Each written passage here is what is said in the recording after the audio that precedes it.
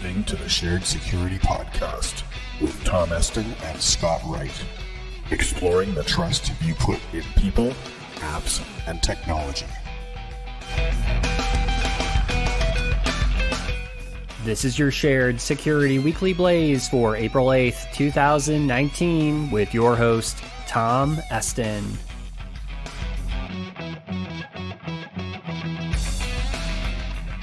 In this week's episode, Facebook's very bad week, Stalkerware on the rise, and tax season scams.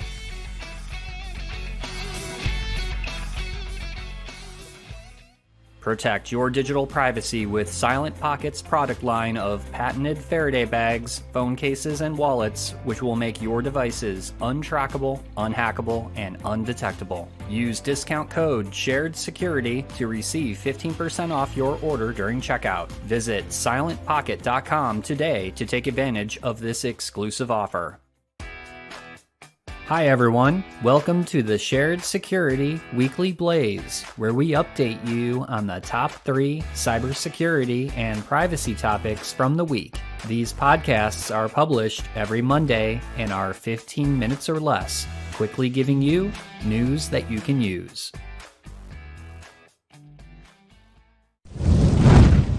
I know you'll be shocked to hear this, but Facebook had yet another painful week of data breaches and controversy. First was the announcement that over 540 million Facebook user records and associated data was found unsecured on 2 Amazon AWS servers discovered earlier in the year by cybersecurity firm UpGuard. The first server, belonging to a company called Cultura Colectiva, which is a Mexican-based media platform, had the majority of the exposed data containing usernames, Facebook IDs, comments, likes, and other data that may have been used for social media analytics. The second server had data from a Facebook game called At the Pool, which had details such as Facebook ID, friends lists, likes, photos, groups, check-ins, user interests, and of course 22,000 passwords. The passwords were apparently only for the game account and not the Facebook login. However, we all know that most people reuse passwords across the same sites and services that they use. Both servers are now locked down after quite the ordeal noted by UpGuard in their incident report, which we'll have linked in our show notes. This particular breach shows one of the many problems that Facebook has had with all the data that third-party app developers have been collecting over the years. Just like the Cambridge Analytica scandal, it's nearly impossible for Facebook to oversee and regulate the security of user data that leaves the Facebook platform. The second Facebook story that made the news last week was how Facebook is asking some new users to provide the password to their email account. Apparently, if you happen to use an email account from some email service providers like Yandex and GMX, you'll be prompted to enter your email account password to confirm your email address. Once you do that, a pop-up appears stating that Facebook is importing your email contacts without any authorization by the user to do so. According to the report from Business Insider, Facebook stated that this feature is being discontinued, but in the meantime, it set off groups like the Electronic Frontier Foundation, which have said that this feature is indistinguishable to a phishing attack, which will also ask you to enter in passwords to verify who you say you are.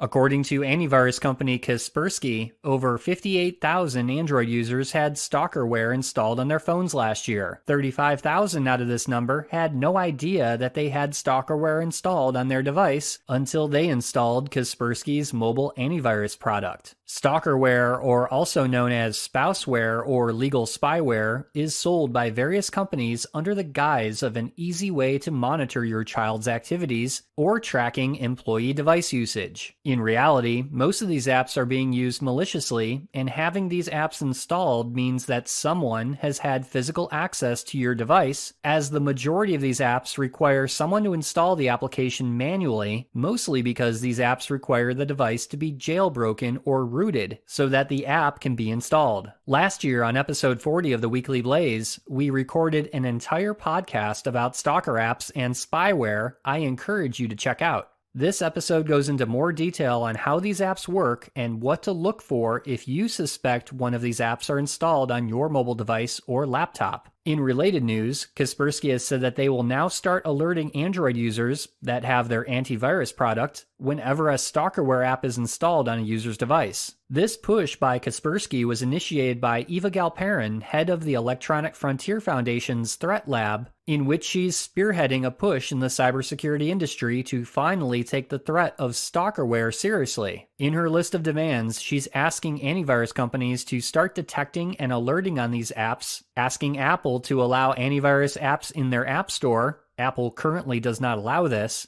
Have Apple alert and detect when an Apple device is jailbroken or rooted, and to have more state and federal officials start filing charges against executives of Stalkerware companies for hacking. My take is that it's great to see at least one antivirus company doing something about the threat of Stalkerware, and with the EFF and people like Eva Galperin, perhaps we'll see positive changes in the months to come.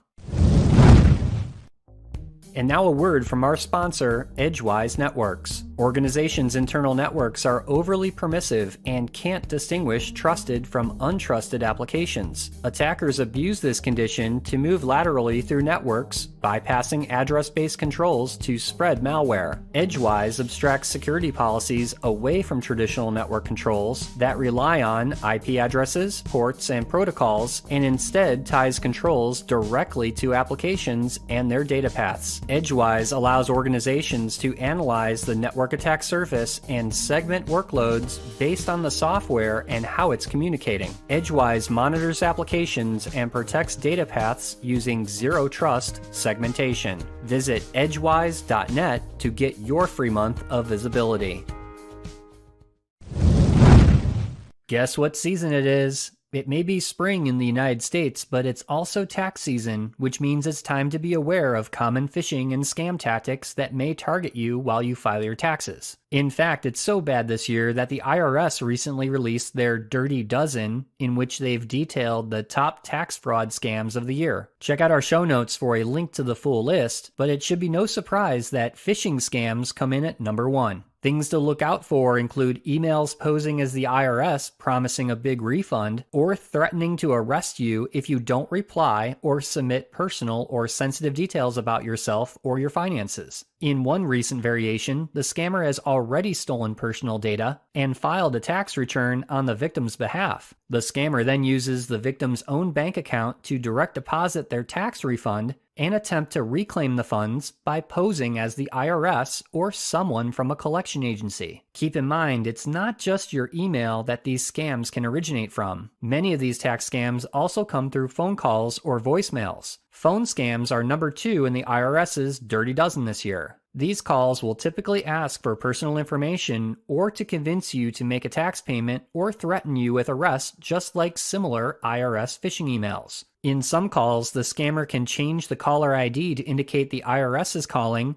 or from another number in your same prefix. Note that the IRS will never email or call you about owing taxes or about a potential refund or threaten to arrest you. Stay vigilant and be more aware of phishing and phone scams this tax season, and please let your elderly friends, parents, or relatives know about these scams as well. Unfortunately, the elderly are common targets for these types of attacks. That's all for this week's show. Be sure to follow the Shared Security Podcast on Facebook, Twitter, and Instagram for the latest news and commentary. If you have feedback or topic ideas for the show, you can email us at feedback@sharedsecurity.net. First-time listener to the podcast? Please subscribe on your favorite podcast listening app, such as Apple Podcasts, or watch and subscribe on our YouTube channel. Thanks for listening, and we'll see you next week for another episode of the Shared Security Weekly Blaze.